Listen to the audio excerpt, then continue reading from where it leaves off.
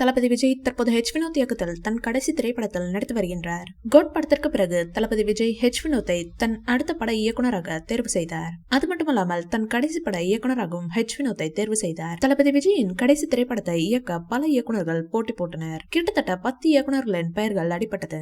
அது மட்டுமல்லாமல் தளபதி விஜயின் கடைசி படம் இது என்பதால் படத்தின் மீதான எதிர்பார்ப்பு டபுள் மடங்காக உள்ளது. இந்நிலையில் சில தினங்களுக்கு முன்பு இப்படத்தின் டைட்டில் போஸ்டர் வெளியானது. இப்படத்திற்கு ஜனநாயகன் என பெயர் வைக்கப்பட்டுள்ளது. பலரும் தளபதி விஜயின் கடைசி படத்திற்கு அவரின் முதல் பட பெயரான நாளைய திருப்பு தான் டைட்டிலாக இருக்கும் என கூறினார்கள். ஆனால் இப்படத்திற்கு ஜனநாயகன் என பெயர் வைத்துள்ளார் ஹெச் வினோத். இதை வைத்து பார்க்கையில் கண்டிப்பாக ஜனநாயகன் திரைப்படம் அரசியல் படமாக தான் இருக்கும் என தெரிகின்றது. இதனையடுத்து இந்த படத்தில் தளபதி ஓபனிங் பாடல் மற்றும் காதல் பாடலை அனிருத் முடித்துவிட்டதாகவும் ஓபனிங் பாடலை சிம்பு மற்றும் அனிருத் இருவரும் இணைந்து பாடியுள்ளனர். அந்த பாடல் தான் கூடிய விரைவில் வெளியாக உள்ளதாம். அதற்காக ப்ரோமோ வீடியோ இணையத்தில் வைரலாகி வருகிறது. இதனையடுத்து கோட் படத்தில் முதலாக கிளிம்ஸ் வீடியோ வெளியானது.